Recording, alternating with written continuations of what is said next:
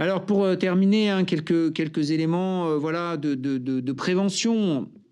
Souvent, vous voyez, quand vous avez mené une enquête, quand vous avez opéré là, tout ce travail, on voit bien que vous êtes tout à fait, vous le faites au quotidien. Bon, vous avez un peu des lignes de force qui apparaissent. Vous vous dites, tiens, quand même, là-dessus, on n'est pas bon. Sur la formation, on est un peu léger. Tiens, sur nos modes d'évaluation, on est un peu léger. Tiens, le coaching, on ne sait pas toujours très bien l'utiliser. Enfin, vous voyez, donc, pour finir, moi, je conseille d'avoir un peu ça en tête. Donc là, je vous ai mis plusieurs éléments, mais vous voyez, vous piocherez ce qui vous semble avoir du sens à vos yeux. Mais la culture du feedback, on n'en a pas beaucoup parlé, hein, la culture du feedback. Moi, je crois, alors c'est encore une fois une conviction personnelle, je crois que si on progressait dans la capacité à faire du feedback, vous voyez, c'est même pas un mot français, tellement on n'est pas habitué à ça, si on progressait dans la capacité à se faire des retours sur le travail, aussi bien positif que négatif, et qu'on savait avec finesse, avec délicatesse, avec précision les faire, on aurait moins de malentendus, on aurait moins de gens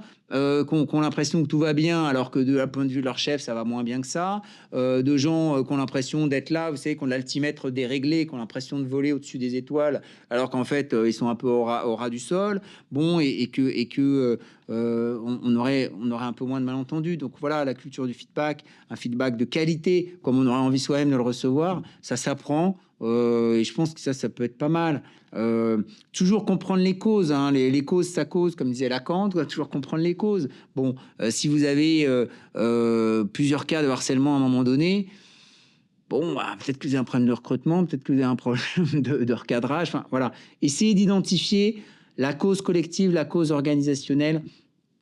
Dans une situation individuelle, ça me semble avoir vraiment son importance. Pour ça, il faut avoir un peu de recul, hein. Parfois, vous le ferez dans un deuxième temps. Dans un premier temps, vous allez répondre à la question qui est posée. Mais dans un deuxième temps, vous allez dire, tiens, dans ce cas-là, finalement, est-ce qu'on n'avait pas tel sujet? Et est-ce que tel sujet, on ne pourrait pas l'améliorer, vous voyez? Voilà ce que je pourrais dire en conclusion. En tout cas, bravo de mener des enquêtes comme ça. C'est courageux. On sait ce que c'est au quotidien. Donc voilà, continuez. Et effectivement, il n'y a pas de bonne ou de mauvaise réponse, hein, en matière d'enquête. On a toujours l'impression qu'on pourrait mieux faire. On a toujours l'impression qu'on aurait pu faire les choses plus doucement, ou au contraire plus fermement. Bon, voilà, je pense il faut aussi qu'on soit empathique avec nous-mêmes. On est dans quelque chose où l'histoire est en train de s'écrire. Dans un contexte de judiciarisation où voilà, il faut finalement pas perdre de vue que dans une enquête, l'enjeu c'est quand même final, c'est quand même d'apaiser la situation. Au bout du bout, qu'est-ce qu'on cherche à faire? On cherche à apaiser la situation. Voilà, il faut pas perdre ça de vue. C'est que au bout du bout, on cherche quand même à apaiser la situation, soit en sortant un manager, un collaborateur qui pose problème, soit en le recadrant, soit en le sanctionnant, soit en apaisant quelqu'un qui a été jugé injustement, voilà, soit en remettant un peu en selle un collectif qui est meurtri. Mais perdons pas de vue cet objectif ultime, où notre objectif, au bout du bout, c'est d'apaiser une situation qui était dégradée. Ça, je pense, c'est le premier objectif.